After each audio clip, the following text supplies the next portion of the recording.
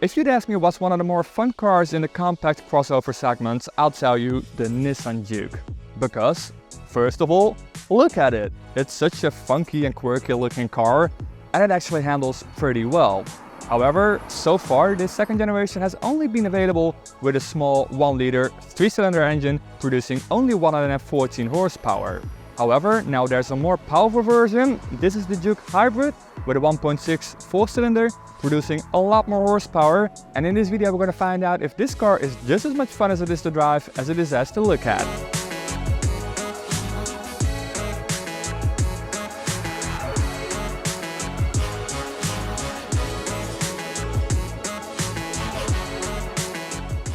Hey guys, welcome back to the channel and welcome in the Nissan Juke, the original SUV crossover, the OG if you will.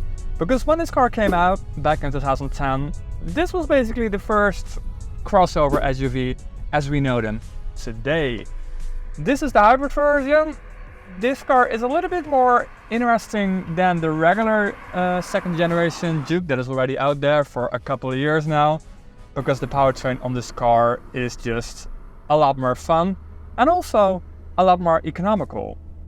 Let me explain. This car has 3 motors. This car has 2 electric motors and 1 petrol engine. One of the electric motors is a starter generator producing 20 horsepower, and the other electric motor is a regular electric motor producing 49 horsepower. And then you have the regular petrol engine that is a 1.6 4-cylinder without a turbo producing 93 horsepower, and altogether the system output on this hybrid is 143 horsepower, which is a lot more than 114 horsepower that you get in a regular Juke, but also you get the instant torque from the electric motors, making this car extra fast. Now, this is still not a super fast car. I believe it is 0 to 100 kilometers an hour or 0 to 62 in around 10 seconds. But within the city limits, if you're not going that fast, the car feels actually pretty fast and pretty lightweight because again of the instant torque. So 0 to 50 kilometers an hour only takes a couple of seconds, and it really feels like it's a pretty lively car. Now, what is perhaps more important for a lot of people is the fact that this car isn't just more powerful than a regular Juke, it is also more economical. I've been driving this car for around a week now, and fuel mileage has been pretty good. I'm doing around 5 liters on 100 kilometers, which is pretty decent for a car like this, especially considering the fact that I've not been using this car the best way, meaning that this car is especially economical if you're driving within city limits, if you're not doing faster than, let's say, 50 kilometers an hour, because then the electric motors can do all the work on this car. You can use the electric motor up to 55 kilometers an hour if you're going faster, or if you're accelerating very rapid, the petrol engine will kick in. But if you're going a little bit slower, let's say within city limits, you can basically drive up to 80% of the time only using the electric motor. Now, the car also has a regenerative braking system, just like a regular electric car. So there's an e-pedal button here. E-pedal is what Nissan likes to call the regenerative braking system on their electrified cars. And if you press the button and you let go of the gas, you can immediately notice that the car will slow down using one of the electric motors, the smaller starter generator electric motor. And the power that is generated is stored in a small battery pack that is located in the trunk, and I will show you that later on in the video. And that power can go from the battery to the bigger electric motor producing 49 horsepower, giving you some extra electric range. And to make the car extra economical, Nissan has tweaked the exterior design of the Juke just a little bit to make it a little bit more aerodynamic. So let's have a look.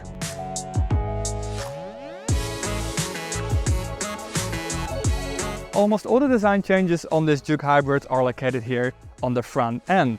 So for instance, you get this black plastic strip that runs all the way across the grille. And you can find this black plastic strip on basically all the electrified models from Nissan, and so also now on this Juke Hybrid. Then there's the honeycomb grille that is a little bit more aerodynamic because it's a little bit more closed off. There are just a couple of openings down here below, but that's about it. Again, making this front end a little bit more aerodynamic.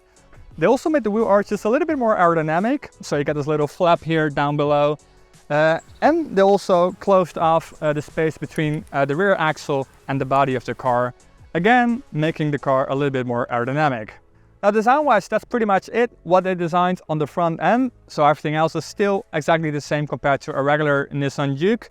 So you still get the pretty funky setup of the daylight running lights on top and the headlights down below.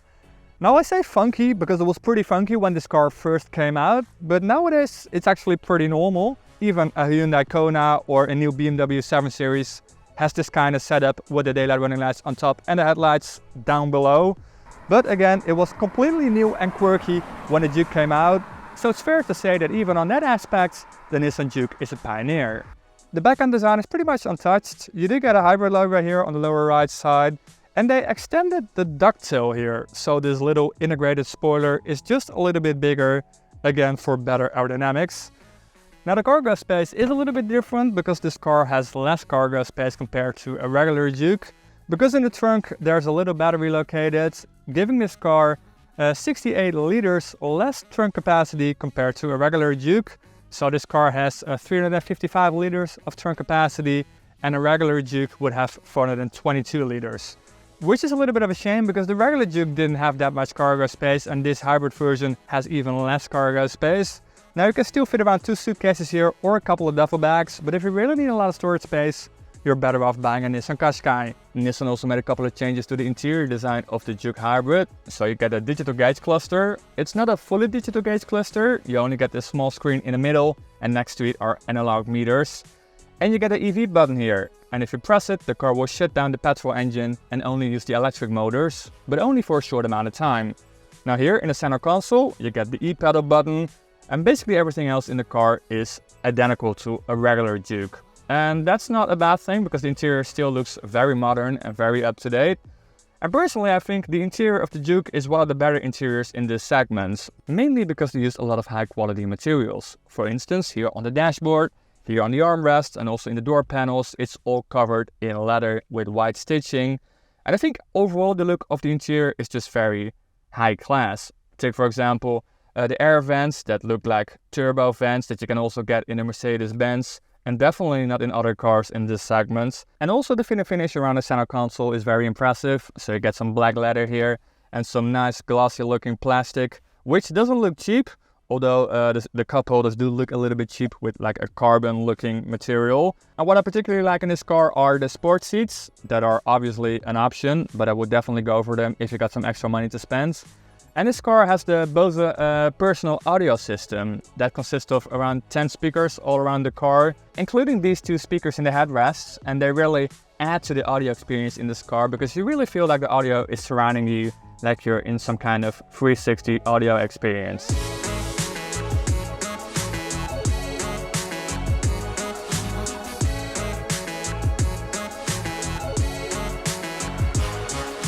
In the interior you have the EV button and there's the e-pedal button, but there's also a drive mode button, the D mode button, which is located in the center console as well.